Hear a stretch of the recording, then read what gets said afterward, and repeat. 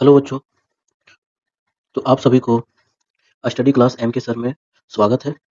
और आप देख रहे हैं स्टडी क्लास एम के सर।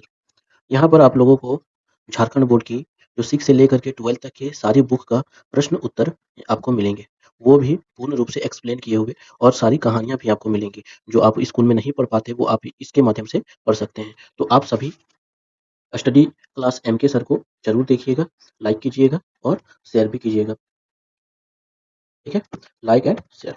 चलिए तो अब स्टार्ट करते हैं। आज का टॉपिक है नेताजी का चश्मा। नेताजी का चश्मा हम लोग आज प्रश्न उत्तर करेंगे और देखेंगे कि किस प्रकार से हम लोग समझ पाते हैं, और फिर इसको एकदम शॉर्ट में बनाए हुए हैं ताकि आप लोग आसानी से याद कर सकें। तो यहाँ पर दिया हुआ है पहला प्रश्न। ये चैप्टर का नाम है नेताजी का चश्मा, हिंदी में है। सेनानी ना होते हुए भी चश्मे वाले को लोग कैप्टन क्यों कहते थे? मतलब सेना ना होते हुए, क्योंकि सेना को ही अमूमन बोला जाता है कैप्टन। तो सेना ना होते हुए भी उसे कैप्टन क्यों कहा करते थे लोग? तो बोला कि चश्मे वाले कभी सेना में नहीं रहा, परंतु चश्मे वाला एक देशभक्त नागरिक था। वो कभी सेना में नहीं रहा, लेकिन वह एक देशभक्त नागरिक था। उसके हृदय में देश के वीर जवानों के प्रति सम्मान था। किसके हृदय में? तो कैप्टन। कैप्टन किसको बोला गया है, ये आपको विस्तार से मिल जाएगा इसी चैनल पर। वो भी नेताजी का चश्मा हम लोग पढ़ाए हुए हैं। तो कैप्टन किसे बोला जाता था? तो कैप्टन बोला जाता था चश्मे वाले को। ठीक है, चश्मे वाले को कैप्टन नाम रखा था लोगों ने। नेताजी की मूर्ति पर चश्मा लगाकर मूर्तिकार की गलती को छिपाता है। कौन छिपाता है? तो नेताजी का चश्मा में कौन छिपाता है? कैप्टन।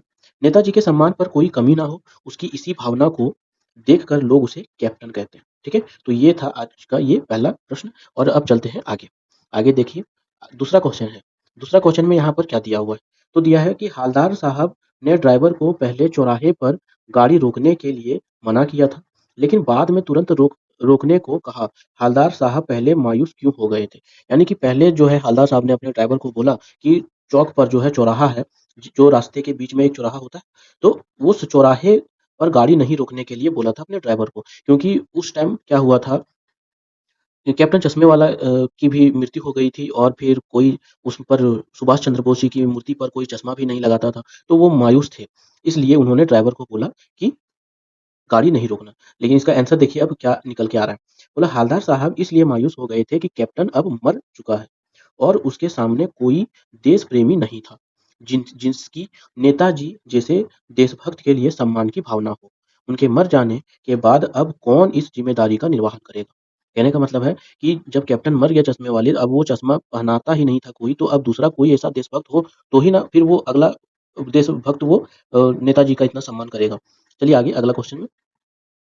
अगला क्वेश्चन है कि हालदार साहब ने ड्राइवर को पहले चौराहे पर गाड़ी रोकने के लिए मना किया, लेकिन बाद में तुरंत रोकने को कहा। क्यों कहा? बोला मूर्ति पर सरकंडे का चश्मा क्या उम्मीद जगाता है?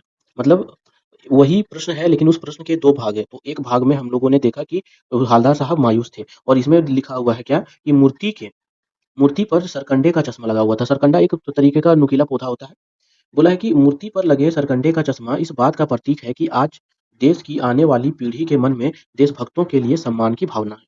ठीक है, मतलब अब एक उम्मीद जगी थी हालदार साहब को कि नहीं, इस देश में देशभक्त हैं कुछ, जो कि सरकंडे का चश्मा लगाया हुआ था नेताजी के मूर्ति पर। परंतु फिर भी सच्चे हृदय से बना वह सरकंडे का चश्मा भावनात्मक दृष्टि से मूल्यवान है। अतः उम्मीद है कि बच्चे गरीबी और साधनों के बिना भी देश के लिए कार्य करते रहेंगे।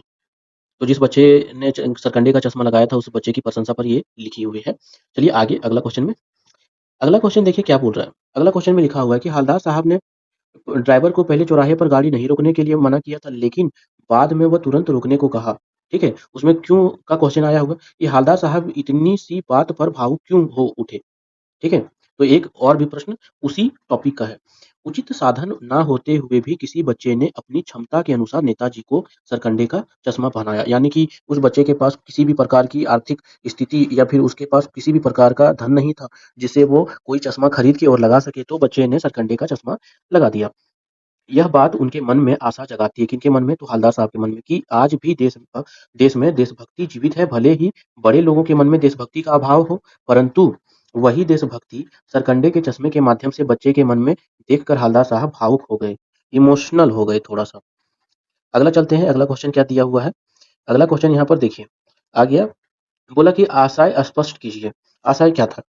एक स्टेटमेंट दिया हुआ है, कथन यहाँ पर देख सकते हैं कि एक बार-बार सोचते क्या होगा उस कौम का जो अपने देश के खातिर घर गृहस्थी, जवानी, ज़िंदगी सब कुछ होम कर देने वालों पर भी हँसती है और अपने लिए बिकने के मौके ढूँढती है। ठीक है? अब इसका क्या मतलब निकला? तो इसके बारे में बोल रहा है कि इसका स्पष्ट जो है वो व्याख्या कीजिए। तो इसका क्या मतलब निकलता है? ये सोच रहा था कौन? हवलदार साहब सोच रहे थे। तो उनके मन की बात है, तो उसका क्या अर्थ निकलता है? बोला कि देशभक्तों ने देश को आज़ादी दिलाने के लिए अपना सर्वस्व देश को समर्पित कर दिया। एक नौजवान जो देश की रक्षा करने के लिए जाता है, तो वो अपना घर, गृहस्थी, जवानी, ज़िंदगी सब कुछ उसी पर कुर्बान कर देता है। आज हम स्वतंत्र देश में आज़ादी की साँस ले रहे हैं। यह उन्हीं देशभक्तों के कारण संभव हो पाए। उन्हीं के कारण हम आज़ाद हुए, परंतु यदि किसी के मन में ऐसे देशभक्तों के लिए सम्मान की भावना नहीं है, वे उनकी देशभक्ति पर हँसते हैं, तो यह बड़ी दुःख की बात है। ऐसे लोग सिर्फ़ अपने बारे में सोचते हैं, वे केवल स्वार्थी होते हैं। वे केवल स्वार्थी होते हैं। लेकिन लेखक लेखक ने ऐसे लोगों पर अपना गुस्सा व्यक्त किया है। यानी लेखक ने उन लोगों पर गुस्सा व्यक्त किया है जो देश प्रेमियों पर हँसते हैं। अगला चलिए, अगला क्वेश्चन में देखिए, अगला क्वेश्चन दिया हुआ है कि पान यहाँ पर लिखा हुआ है कि पान वाले का एक रेखा चित्र प्रस्तुत कीजिए। यानी कि पान वाले के बारे में बताना है। आप लोग कहानी पढ़े होंगे तो आप लोग अच्छे तरीके से एक्सप्लेन कर पाएँगे और उसको नहीं देखे तो आप पहले वीडियो देख लीजिए, इसी चैनल पर है। ये पान वाला मस्त-मोला व्यक्ति है, ठीक है? सड़क के चौराहे के किनारे उसकी पान की दुकान है। वह काला और मोटा है, उसकी तोंद भी निकली हुई है। जब वह हँसता है तब उसकी तोंद भी हिलती है। एक तरफ वह ग्राहक के लिए पान बनाता रहता है, वहीं दूसरी ओर आस-पास भी नज़र रखता है। उसके मुँह में हमेशा पान भरा रहता है।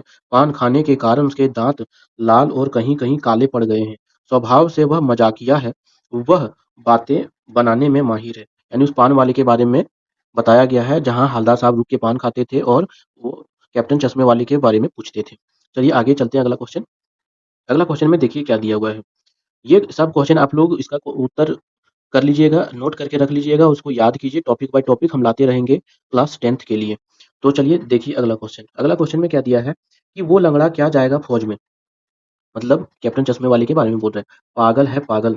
कैप्टन के प्रति पान वाले की इस टिप्पणी पर अपनी प्रतिक्रिया लिखिए। यानी आपको कैसा लगा उनका स्टेटमेंट सुन करके, उनका कथन सुन करके, पान वाले का कथन सुन करके कैसा लगा? जो कैप्टन के बारे में थोड़ा-सा गलत ही ये बोला कि वो लंगड़ा क्या जाएगा फ़ौज में? पागल है पागल।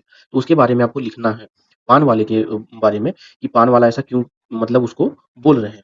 पान वाले ने कैप्टन को लंगड़ा और पागल कहा है।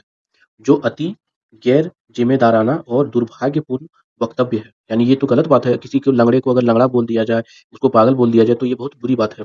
कैप्टन में एक अच्छे सच्चे देशभक्त के वे सभी गुण मौजूद हैं जो पान वाले या समाज के अन्य किसी वर्ग में नहीं है। क्या बोला? कि देशभक्ति का जो गुण कैप्टन के पास है वो पान वाले में भी नहीं है और समाज के अन्य लोगों में भी नहीं है। वह शारीरिक रूप से भले ही लंगड़ा है, पर उसकी मानसिक शक्ति तीव्र है। वह कभी भी नेताजी की मूर्ति बगैर चश्मे के नहीं रहने देता है। अतः कैप्टन पानवाले से अधिक सक्रिय, विवेकशील और देशभक्त है। यानी कि कैप्टन चश्मे वाले की प्रशंसा यहाँ पर की गई है। इसलिए क्योंकि वो एक सच्चे देशभक्त थे। चलिए तो ये हुआ आप लोगों का 7 क्वेश्चन पूरा और इसी तरीके से सारा नोट डाउन करके रखिएगा आप लोग और एग्ज़ाम से पहले सारा इसको रट्टा मार के याद कर लीजिए क्योंकि यहाँ से तो एक ना एक सवाल आता ही आता है 10th में। चलिए अगर आप लोगों को वीडियो अच्छा लगे तो आप लोग वीडियो को लाइक कीजिएगा और शेयर भी कीजिएगा वीडियो को ताकि और अधिक से अधिक लोग देख सकें। और हमारा चैनल है, हमारा channel study class MK sir.